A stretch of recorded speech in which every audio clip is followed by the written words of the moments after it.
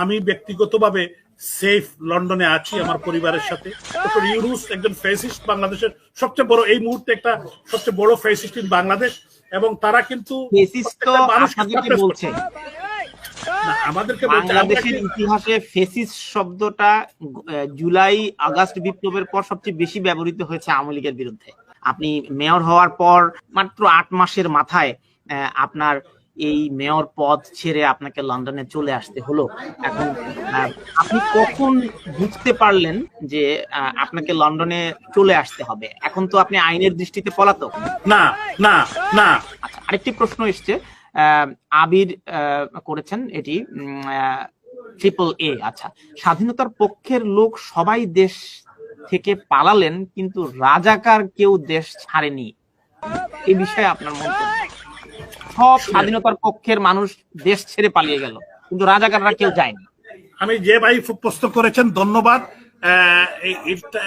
এটা কিন্তু তাই বলছে, স্বাধীনতার সপক্ষের সব লোক পালায় নাই, কিন্তু এই প্ল্যানটা আমরা দেরিতে আমরা বুঝতে পেরেছি, এবং মাননীয় প্রধানমন্ত্রী রাষ্ট্রনায়ক শেখ হাসিনা কিন্তু এটাকে মেনশন করেছিলেন বারবার। আপনারা 15 বছর 16 বছর ক্ষমতায় ছিলেন, তো আপনারা কি এমন করেছেন যে, যেমন দেখুন মার্কিন নির্বাচন হয়েছে, ডোনাল্ড ট্রাম্প পুনরায় এসেছেন, কিন্তু বাইডেন সরকারের নেতাকর্মীরা তো যুক্তরাষ্ট্র ছেড়ে পালিয়ে যায়নি, আপনাদেরকে সবাইকেই পালাতে হলো।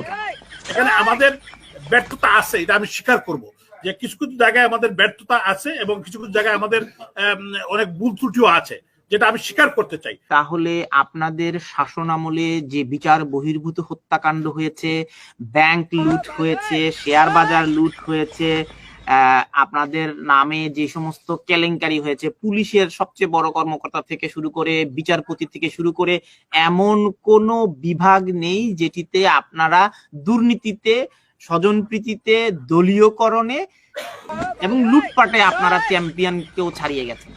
যে আপনাকে এভিডেন্সিয়াল বলতে হবে। আপনি ব্যাংক লুটের কথা বলছেন, কারা লুটেরা, কত টাকা লুট করেছে এবং কোথায়, আপনাকে এভিডেন্স তো দিতে হবে। এভিডেন্স ছাড়া তো আপনি বলতে পারেন আমরা জনাব চৌধুরী আপনি এভিডেন্স চেয়েছেন, হলমার্কের কেলেঙ্কারি আপনাদের সময় হয়েছে, বিসমিল্লাহ গ্রুপের কেলেঙ্কারি আপনাদের সময় হয়েছে, বেসিক ব্যাংকের ঋণ কেলেঙ্কারি হয়েছে, জনতা ব্যাংকের কেলেঙ্কারি হয়েছে, বাংলাদেশ ব্যাংকের রিজার্ভ চুরি হয়েছে, ফার্মার্স ব্যাংকের ঋণের নামে আপনারা নিজেদের দলীয় কর্মীদেরকে অহেতুক ঋণ দিয়ে এই ব্যাংকগুলোকে পথে বসিয়েছেন, ইসলামী ব্যাংকের মালিকানা পরিবর্তন করে আপনারা এই ব্যাংকটিকেও পথে বসিয়েছেন। আরো এভিডেন্স চান? না, আমি বলবো না যে একবারে ঘটে নাই, কিন্তু আপনি দেখতে হবে যে আমাদের সরকারের পক্ষ থেকে এইগুলাকে আইডেন্টিফাই করে এগুলোকে বিচারের আওতায় নেওয়া হয়েছে। কিভাবে বিচারের আওতায় নিয়ে আসা হলো জনাব চৌধুরী? আমরা দেখলাম পুলিশের সবচেয়ে বড় কর্মকর্তা, ওনার মাইলের পর মাইল জায়গা, ওনার রিসোর্ট, ওনার ব্যাংক, ওনার দুর্নীতির যে পাহাড় তিনি গড়েছেন।